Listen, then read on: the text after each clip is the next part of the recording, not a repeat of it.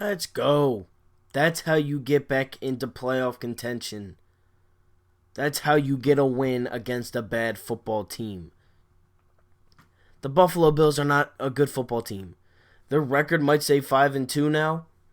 They haven't played a team over 500 all season except the New England Patriots. And it's only because they're in the same division. The Bills aren't a good football team. They don't play good teams. And I'll give their defense is good, but their offense is terrible. Their offense is horrific. To the Eagles. Eagles win 31-13. We look great on defense and offense. The run game looked really strong. Over 200 yards on the ground. 3 rushing touchdowns by 3 different running backs. A 65-yard touchdown run by Miles Sanders as the longest touchdown run in the Eagles jersey since Bryce Brown in 2013. Jordan Howard had 96 yards and a touchdown.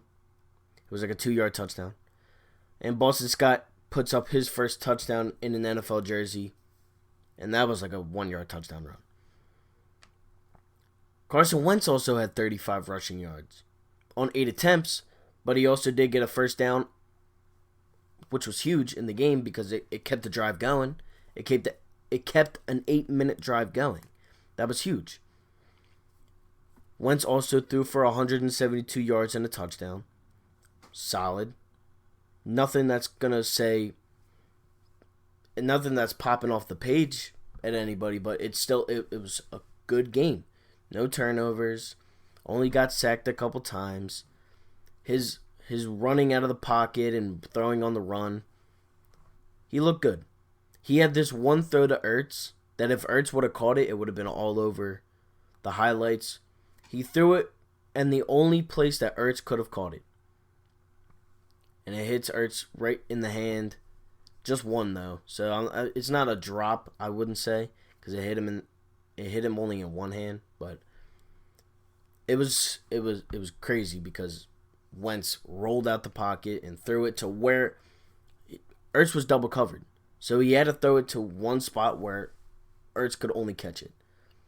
And it's a shame he didn't, but at that point in the game, it was a close game, so it would have helped. But in the grand scheme of things, 31-13, that's a domination. Not only is it a domination, but we beat an over 500 team. And it was kind of practice, I would say, for next week's game against the Bears. The Bears and the Bills to me, they are very similar. They're both not that good. Their offenses are terrible, and their defenses are great. And they don't play the best of teams. But the Bears are 3-4, where the Bills were 5-1 at the time of yesterday. Dallas Goedert had a touchdown, which bothers me a little bit because I do want to see Ertz put into the rotation a little bit more.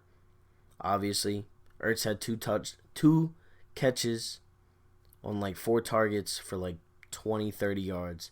Nothing too crazy from Ertz yesterday. The 3rd and longs were an issue yesterday.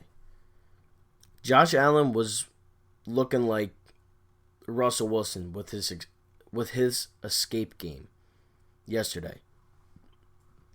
We would have 3 guys surrounding him in the pocket, and he would somehow get out and run and go for the first down. There was multiple drives where they had a 3rd and long, and they completed it, whether it be a catch, whether it be a run by Josh Allen. Devin Singletary got a 26-yard touchdown run or touchdown on a 3rd and long. We finally did end up stopping them on a 3rd and 10 and then a 4th and 10 to seal the game.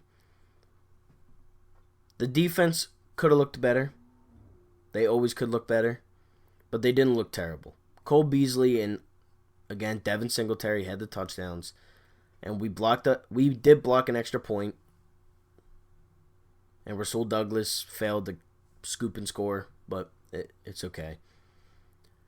Boston Scott, I said him a little bit earlier. He did have a touchdown, but he also made a dumb play on a punt where it was just a bonehead play where he hit him, and then the Bills, he caught it, he started running, and the ball got knocked loose. The secondary yesterday didn't look too bad. Ronald Darby broke up a couple passes, and I lie to you not, that was the first time I can actually think of an Eagles secondary breaking up a pass. Honestly.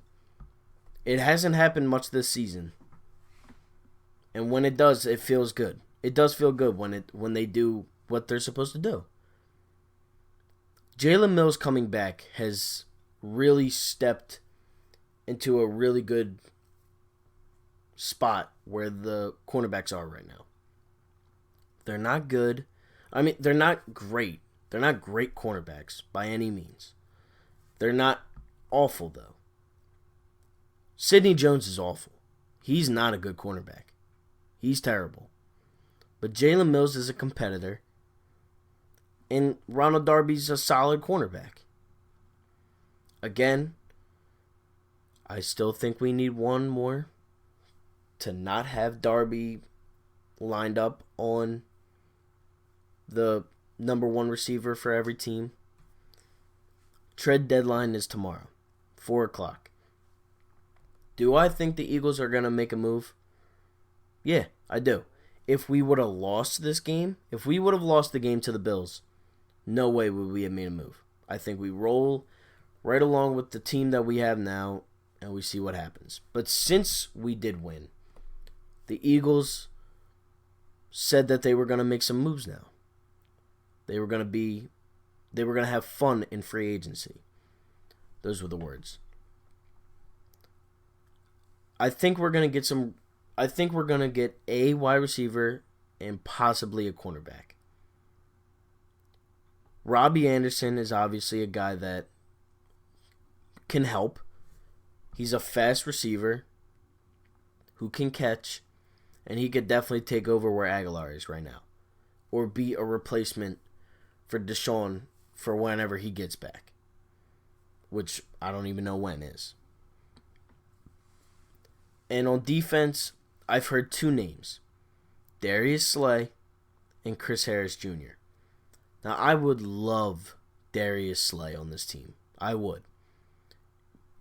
But it would be a lot harder to get Darius Slay than Chris Harris Jr.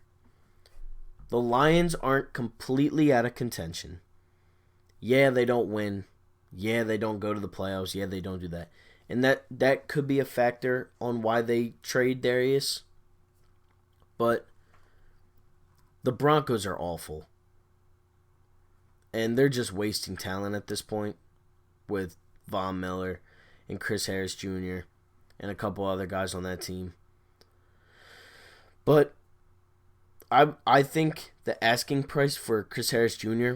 wouldn't be as much as for Darius Slay. Now again, we should have already made the move for Ramsey. We should have thrown out 2 first picks and whatever they wanted. That failed. You can't let Darius Slay go.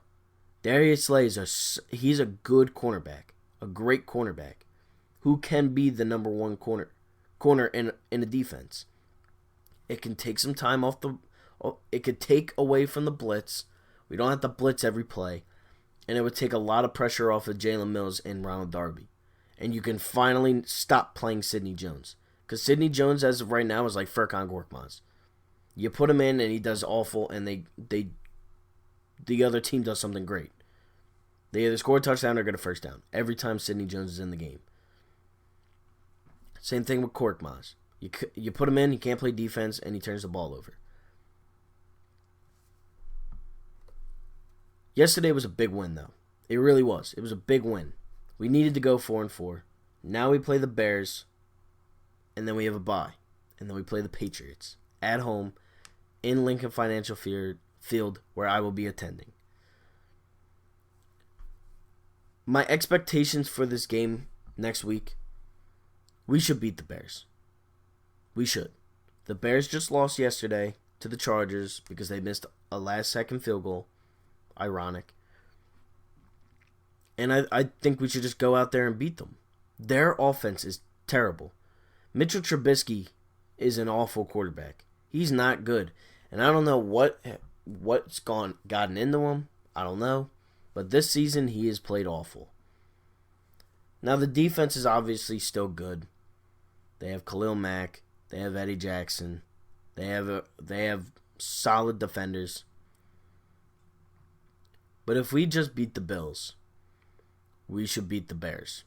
And that's how I look at it. I do think the Bears are better than the Bills, and I think it will be a little bit more of a challenge. But we're playing at the Linc.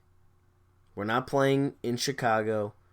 We're not playing in Buffalo. We're home against the Bears, who have struggled all season long. We should go out there and we should beat them comfortably. We should have a comfortable game, just like we did yesterday. And those are my thoughts on the game next week. Now, there will be a video tomorrow on the Eagles about the trade deadline, whether they make a move or they don't. Where players that I think should have been Eagles went. And my thoughts going forth for the rest of the season with the same team or different players on the team. But the big names that I've heard for the Eagles in the trade deadline are Robbie Anderson, Darius Slay, and Chris Harris Jr. And I would take all three of them. Chris Harris Jr. is the oldest, but I'd still take him. He'd still be the number one cornerback in this defense. That's it from me. Like, share, comment, subscribe. We jumped up almost 15 subscribers since last Monday. Eagles win video, which is good. The 200 subscriber giveaway is still a thing.